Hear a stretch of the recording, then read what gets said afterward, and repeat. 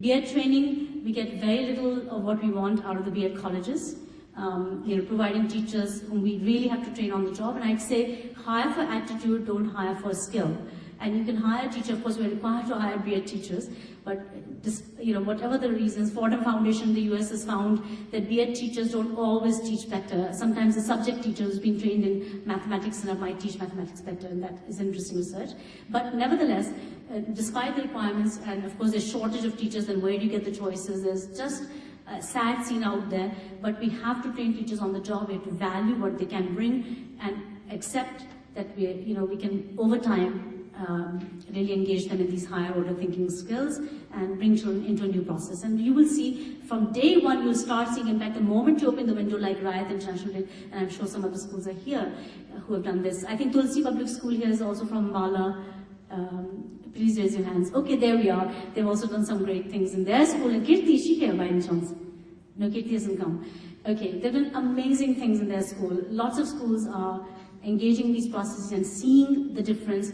And that's why, they're also good learners.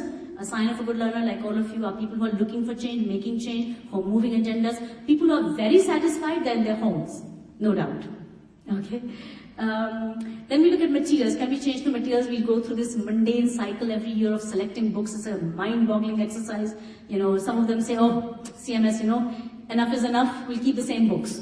Okay, 1 or 2 little changes here and there. A lot of schools do that because it's impractical every year to change books. Right? It's so difficult. But what do we get at the end? Same publishers doing their best they can, coming out with something, better. I'm sure they mean well. But if we teachers and principals took charge of that process, we could say, hey, we want this kind of product. How come there's not enough material out there on thematic teaching? Just as Riot is doing. They have to make their own materials. Why can't Riot type with half a dozen of you and tell a publisher, I'm sure they'll be willing, say we need materials like XYZ, and they prepare it for you. They will do it. They just need 3,000 print run or 5,000 print run. So they can do what you want, but you have to be deciding what you want first. And so materials can be they play an important role because teachers swear by them. They open the book and say, okay, chapter 5 today. So we have to kind of pay homage to that thought. Teaching methods, many countries have done without books, and then teachers have to be much, much better at inquiry bases and discovery learning processes, interactive hands-on, teaching and such things, which our teachers are clearly not at that point just yet. Classroom structures and policies, why do we have certain class sizes? I don't think class size has a big bearing on results, by the way, because we teach to the crowd. Like if this was 10 people and I gave a lecture, and if it was 1,000 people and I gave a lecture, I don't think it'll make big difference how you perform when I gave you a test at the end. So results obviously at the macro level show no bearing of class size on results. Even our Nobel laureate, he got an award for this particular finding, Amartya Sen. So, but we feel, okay, we can give more attention. But more attention might mean, and this is something we have to really be careful of, more attention might mean more teacher direction. And we want less teacher direction in class. We want more children working with their own resources, coming up with their own discoveries. So reducing class size can have positive, but may also have many undesirable effects. We might continue with the 40 children per class on grounds that it is economically more viable for a school to be able to run a school like that. They'll have to charge much more to reduce the class size. So it is practical. Many countries have seen many more successes for children, but with larger class sizes. So you have to think of the methodology. How do we impart? What do we impart?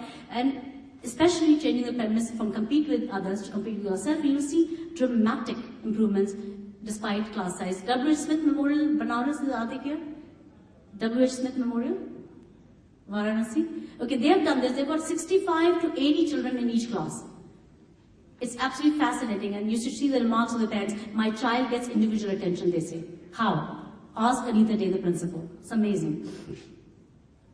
Okay, you can do a lot about classroom structures. You can also have multi-age classes.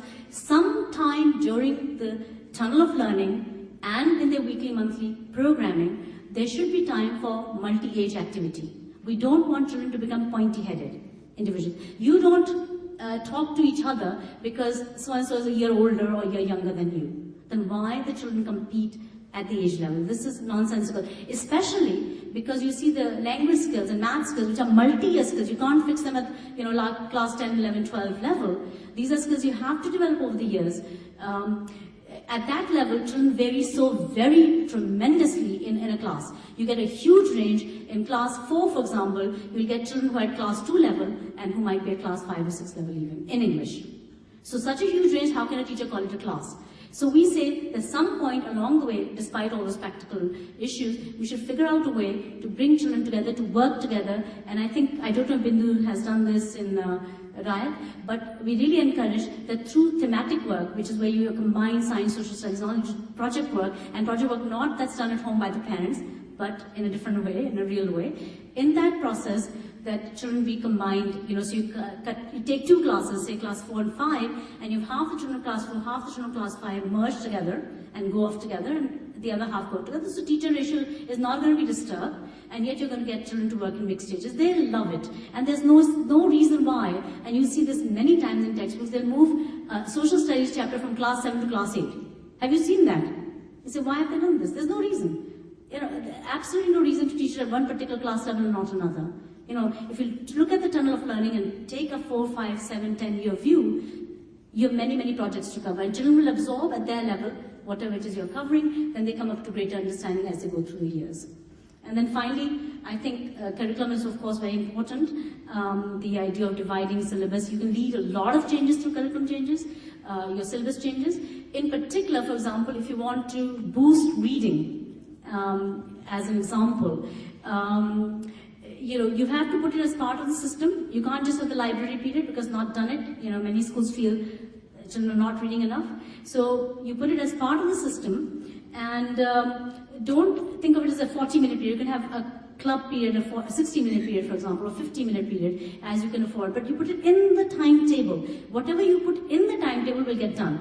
Reading log, children get their storybooks, a class equivalent of libraries, trolleyed in by the librarian into the class. Children borrow their books, they read for the whole week, they maintain their daily logs, come back a week later and submit their logs, and they've read a whole bunch more. And then you report back on it through the report card. So when you make a complete system, when you do that, things will happen.